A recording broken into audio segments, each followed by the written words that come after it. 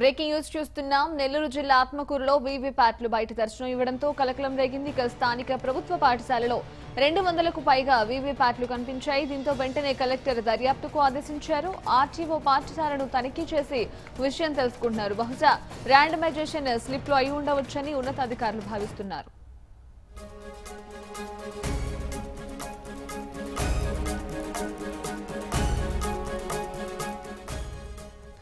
ఇదే విషయానికి సంబంధించి మరింత సమాచారం మా ప్రతినిధి మురళి తెలుసుకుందాం. మురళి, చెప్పండి. ఇక నెల్లూరులో వీవీప్యాట్ స్లిప్లు కలకలం రేగినట్టు తెలుస్తోంది. దీనికి సంబంధించి దగ్గర అప్డేట్స్ ఏంటి? Thank you Sanjana. ఇటు ఎన్నికల నేపథ్యంలో నెల్లూరు జిల్లా ఆత్మకూరు ప్రభుత్వ జూనియర్ కళాశాల ప్రాంగణంలో వీవీప్యాట్లు స్లిప్పులు కలకలం సృష్టిస్తున్నాయి. ఏదైతే 133, 134 పోలింగ్ బూత్ల పరిధిలో ఉన్నటువంటి వీవీప్యాట్లలో నుంచి దాదాపు 400కు పైగా కూడా కొన్ని స్లిప్పులు బయటపడ్డాయనే విషయాన్ని తెలుసుకున్నటువంటి అధికారులు సంఘటనా స్థలానికి చేరుకున్నారు. దాదాపుగా కూడా ఈ ప్రాంగణంలో 400కు పైగా స్లిప్పులు పడి ఉండడాన్ని ఇక్కడికి వచ్చినటువంటి విద్యార్థులు గుర్తించారు. ఈ విద్యార్థులందరూ కూడా కొంతమంది మీడియాకి సమాచారం ఇవ్వడంతో అక్కడికి చేరుకున్నటువంటి మీడియా ఈ స్లిప్పులను చూస్తుందన్న విషయాన్ని తెలుసుకున్నటువంటి అధికారులు డైరెక్ట్ గా కూడా కళాశాల ప్రాంగణానికి చేరుకున్నారు.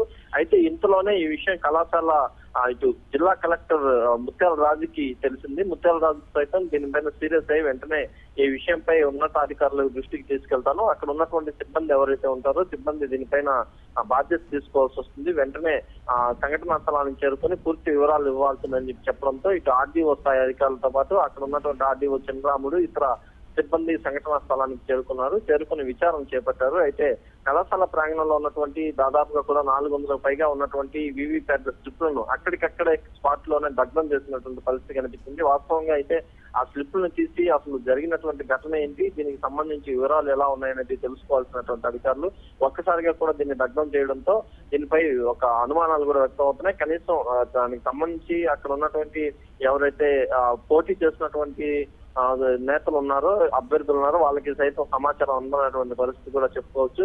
అయితే ప్రధానంగా తీసుకోవచ్చు ఇవి మాక్ పోల్ జరిగినప్పుడు బయటపడ్డాయా లేకపోతే పోలింగ్ లో బయటపడ్డాయా అనేది కూడా ఒక అనుమానాలకి తావిస్తుంది. అయితే అధికారులు మాత్రం దీనిపైన పోలీసులకి అయితే ఫిర్యాదు చేశారు, కానీ ర్యాండమైజేషన్ చేసిన సమయంలో అంటే ఈవీఎంలని ర్యాండమైజేషన్ చేసినటువంటి సమయంలో ఈ వీవీప్యాట్లలో ఎవరికైతే ఓటేస్తామో దానికి సంబంధించినటువంటి స్లిప్లు కట్ అవుతాయి, ఆ స్లిప్లు బయటపడ్డాయనే అనుమానాలని అధికారులు అయితే వ్యక్తం చేస్తున్నారు. ప్రధానంగా ఎన్నికలు జరిగే ముందు దాదాపుగా కూడా 3 పర్యాయాలు వీటిని చెక్ చేసే పరిస్థితి ఉంటుంది. ఆత్మకూరు నియోజకవర్గ పరిధిలో ప్రధాన పట్టణంలో ఇలాంటి ఘటన జరిగింది. దాదాపుగా కూడా 3 సార్లు వీటిని పరిశీలిస్తారు ఎన్నికలు జరిగే ముందు. అంటే ఎన్నికలు జరిగే రోజు ఉదయం 5:30 గంటల నుంచి మాక్ పోలింగ్ అనేది ఒకటి జరుగుతుంది. అయితే మాక్ పోలింగ్ కంటే ముందు కూడా ఈవీఎంలు కానీ వీవీప్యాట్లు కానీ ఎలా ఉన్నాయి, ఎలా జరుగుతున్నాయి, వాటి నిర్వహణ తీరు ఎలా ఉంది అనేది కూడా ఒక పరిశీలనలో అయితే ఉంటుంది. అయితే అప్పుడు ఈ స్లిప్పులు ఏమన్నా బయటపడ్డాయా లేకుంటే మాక్ పోలింగ్ జరిగిన సమయంలో ఏమన్నా బయటపడ్డాయా అనే కోణంలో కూడా విచారణ అయితే జరుగుతుంది. కానీ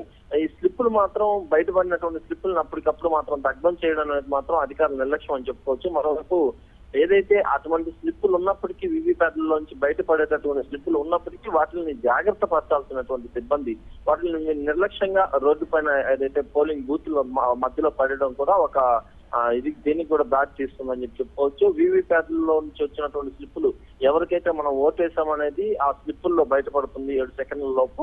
ఆ తర్వాత ఆ పేపర్ అక్కడికక్కడ కట్ అయిపోయి వీవీప్యాట్ లోపల పడిపోతుంది.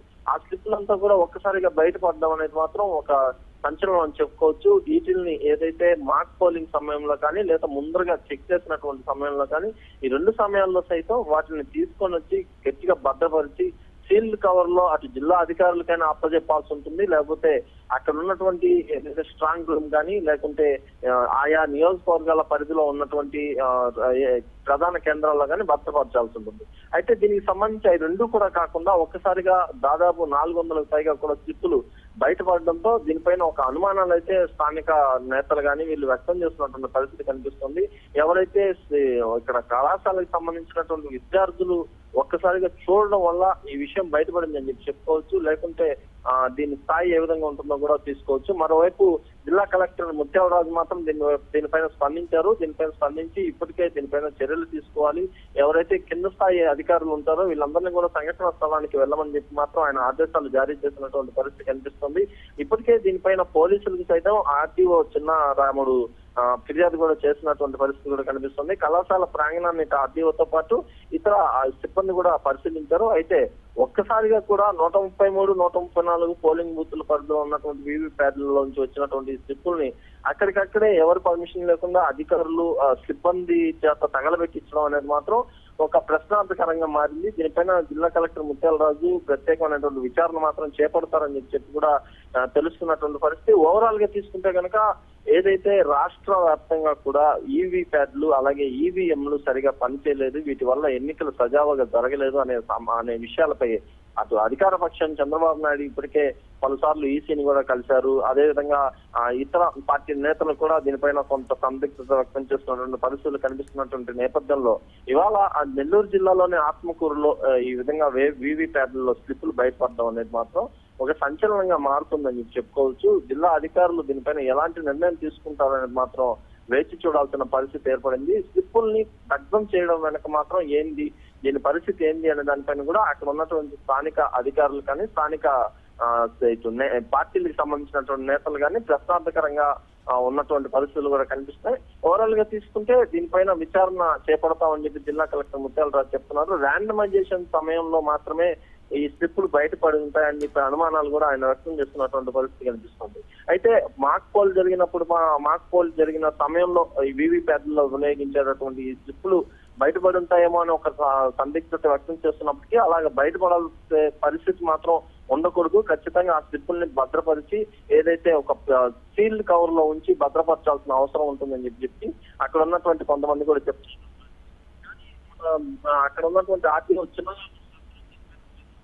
ఏదైతే ఇది మేము ఖచ్చితంగా కూడా కొంతమంది గిట్టిన వాళ్ళు వాంటెడ్ గా చేశారు, ఎవరో జెరాక్స్ కాపీలు తీసుకొచ్చి ఇక్కడ పడేశారు అని చెప్పి అనే కోణంలో కూడా ఆయన చెప్తున్నారు. అయితే దీనిపైన మాత్రం ప్రత్యేకమైనటువంటి విచారణ జరిపి అసలు ఇందుకు కారణం ఏంటి, వీవీప్యాట్లలో అత్యంత భద్రంగా ఉండాల్సినటువంటి స్లిప్పులు ఇలా బయటకు ఎందుకు వచ్చారు జిల్లా ఉన్నతాధికారులు కలెక్టర్ ముత్యాలరాజు విచారణ అయితే చేస్తున్నట్టు తెలుస్తోంది.